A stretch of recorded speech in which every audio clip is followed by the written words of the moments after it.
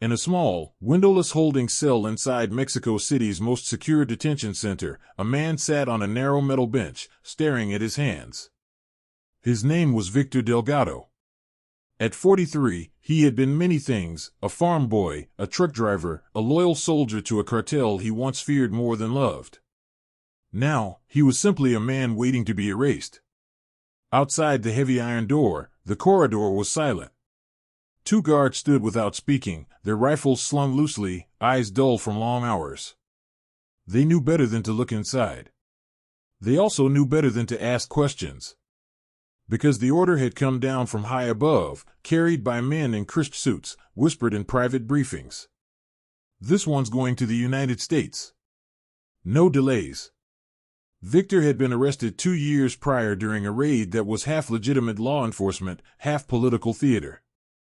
Local police, under the watch of heavily armed federals, stormed a warehouse said to be a temporary hub for narcotic shipments.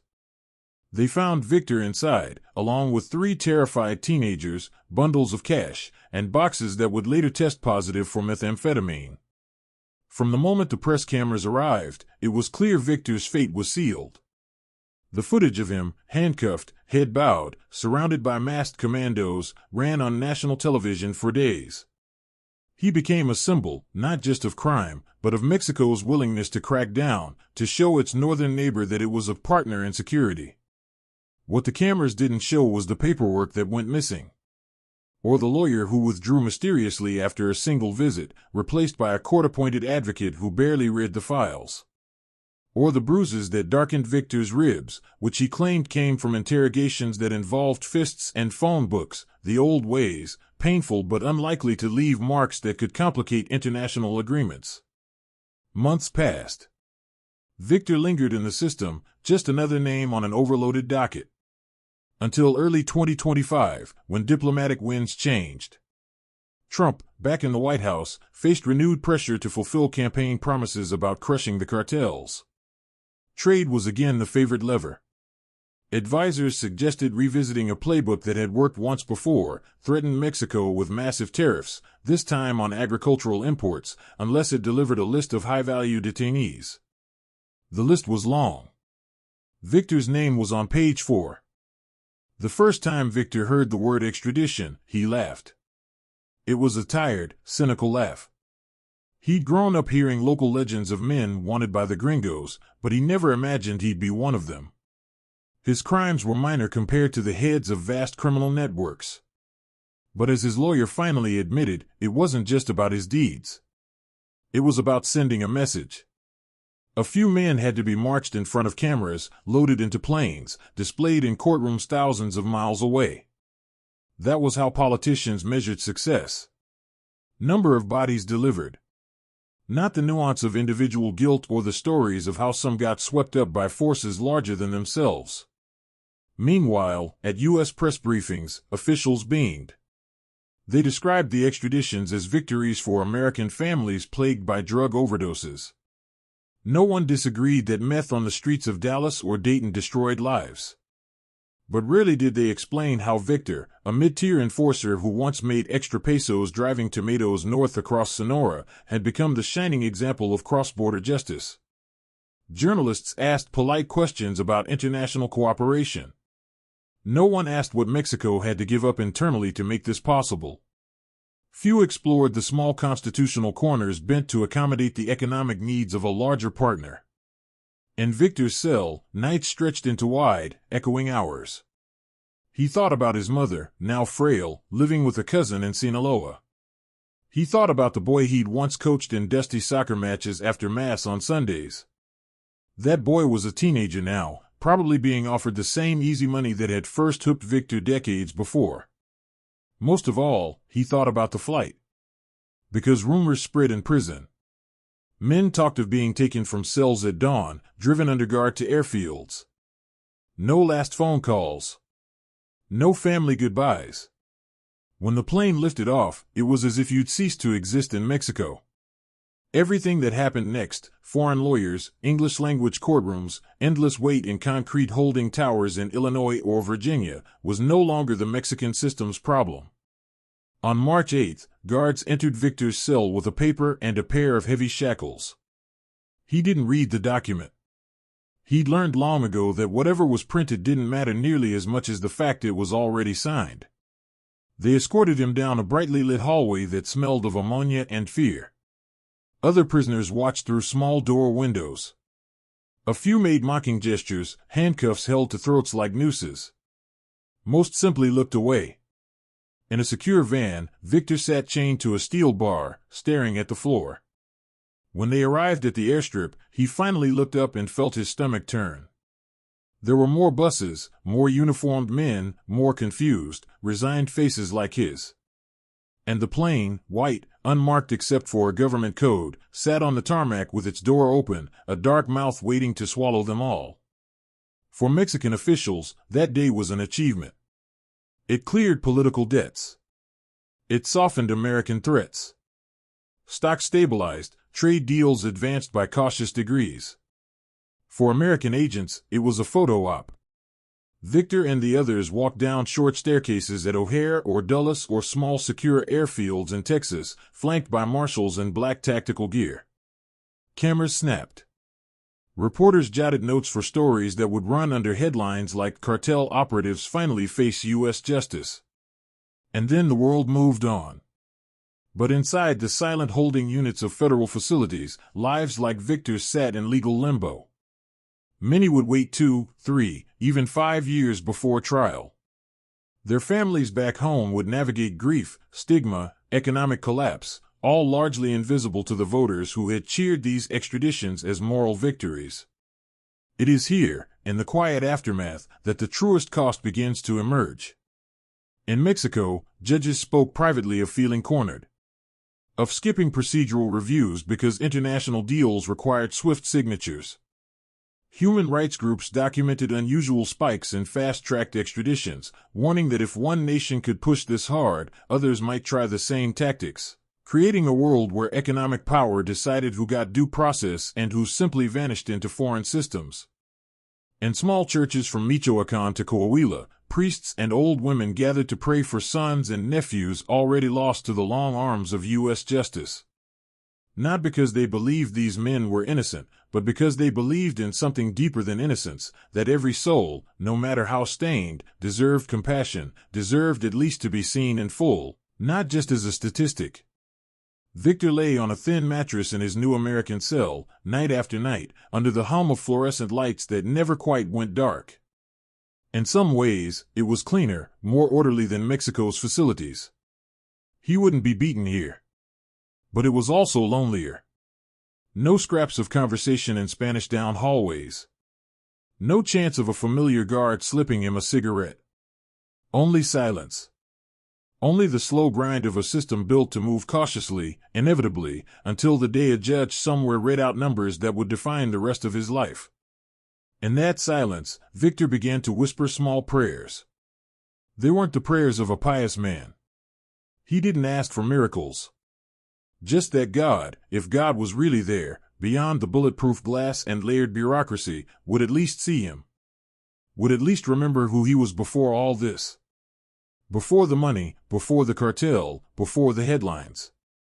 Because if there was still someone who could see that boy, Dusty from a soccer field in Sinaloa, grinning with missing teeth, maybe there was still hope for whatever remained of his story. Thousands of miles away, in Washington, D.C., policymakers reviewed briefing folders that listed Victor's name among many others. Each page contained lines of data, aliases, known associates, approximate weights of narcotics moved, money wire routes. To them, Victor was a number in a spreadsheet, an incremental gain in a complex political chess game. These files were carried into O-panel committee rooms where senators debated national security funding. They were flashed on screens behind podiums during press conferences. And always, they were framed as victories. Under this administration, 29 high-level criminals have been brought to face American justice. This is proof that our strategy works. This is how we keep American families safe. The audiences nodded. They applauded. No one asked what it had cost Mexico to comply. No one wondered how a man like Victor had become the evidence of success. Meanwhile, in small corners of the U.S. legal system, public defenders received new case assignments. They glanced through initial files, thick with Spanish documents, translation errors, inconsistencies, and arrest reports. But the system was overloaded. Their caseloads were already impossible. Victor's American lawyer met him for the first time through bulletproof glass. She was kind, but distant. She explained the charges, the likely sentence, the near impossibility of arguing against an international extradition supported by diplomatic agreements. Victor tried to follow.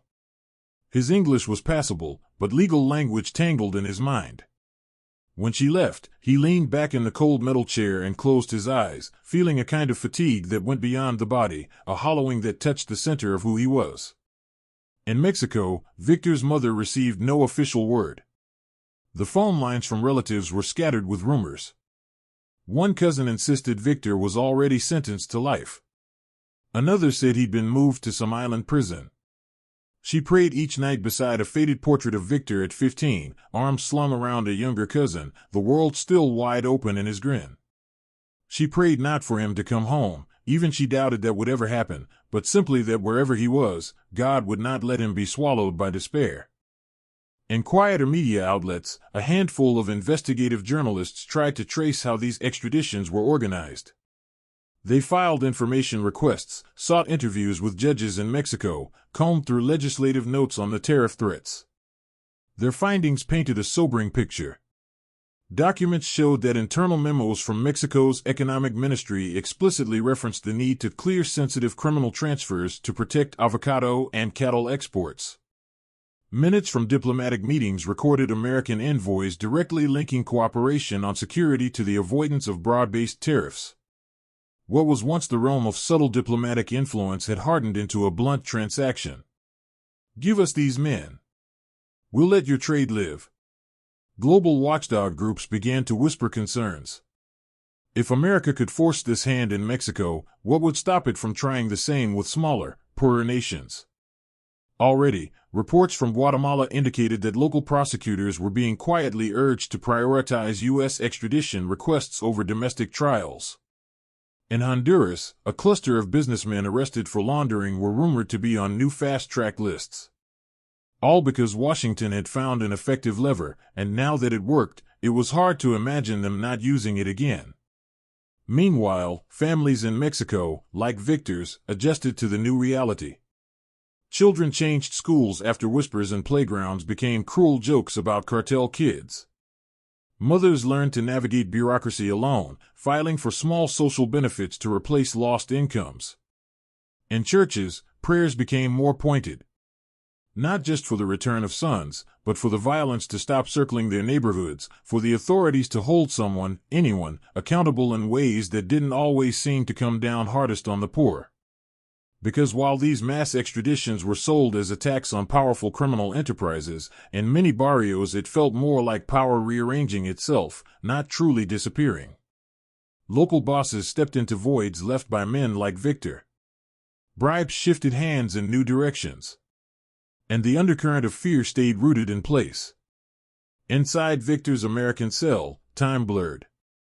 Days were measured by meal trays, by mail slips, by the occasional rustling of guards outside his door.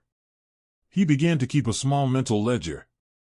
Not of crimes or regrets, he'd long stopped trying to unravel all the choices that led him here. But of tiny moments of human grace. Once, a guard slipped him an extra packet of coffee. Another time, a chaplain left a small Spanish Bible in the slot, though Victor hadn't requested it. He began reading a few lines each night. Some verses made little sense, tangled in poetry he found too delicate for the concrete walls around him. But others lodged deep, like small stones dropped into still water. One night he paused on a verse that said simply, "The Lord is near to the brokenhearted, and saves those crushed in spirit." He read it again. And again. Until the words blurred with the salt of his tears. Because for the first time in years, maybe decades, he allowed himself to believe that there might still be a God who remembered him. Not just the headlines. Not just the charges. Not just the transaction that sent him across borders like a human bargaining chip. But him. Victor. The boy who used to run barefoot across sun-warmed fields. The son who once pressed shy flowers into his mother's palm after Sunday Mass. The man who, for all his failures, still hoped not to vanish without trace.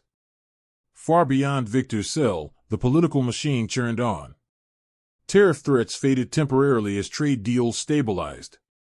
American politicians pointed to crime stats dropping by small percentages, crediting the extradition blitz. New headlines arrived, about scandals in Europe, about new wars in Africa. And the story of Mexico's pressured cooperation receded to old archives, footnotes and policy textbooks. But inside Mexico, judges still glanced over their shoulders when handling foreign requests. Small consulates in Guatemala and El Salvador quietly updated their protocols, bracing for similar pressures. And families continued to gather in kitchens, whispering about sons who might soon be taken, hoping the next round of lists would not carry their names. It is here, in these kitchens, in these whispered prayers, in the small dark rooms where men like Victor read crumbling pages of Psalms, that the real story continues. Because policy, for all its power, cannot erase human longing. It cannot completely suppress the fragile shoots of grace that sometimes bloom in the most unlikely soil. Victor didn't become a saint in prison. He still wrestled with anger, with waves of bitterness. There were nights he pressed fists into his temples, trying to stop memories from flooding back, memories of violence he ordered or failed to prevent. But then there were softer nights. When he lay awake under harsh fluorescent light and simply whispered into the air, "God, if you see me, if you still know my name, please don't let me be lost forever." And in these moments, something stirred. Not a voice. Not a miracle that flung open his cell. Just a faint easing in his chest, a loosening of that iron band around his ribs. He took it for what it was, maybe mercy, maybe the first flicker of repentance, maybe just his mind finding a way to survive. But it was enough. Enough to face another day. Enough to hope that somewhere, a small thread of his story might still be woven into something gentler than how it began. And perhaps this is where the quietest report of all is written. Not by court clerks stamping expedited extradition orders. Not by journalists scribbling quotes from press briefings. But by hearts that, even crushed by systems far larger than themselves, still ache to be seen, still dare to pray. Because there is a kind of hope that doesn't come from politics or treaties. It's smaller, less impressive, but more enduring.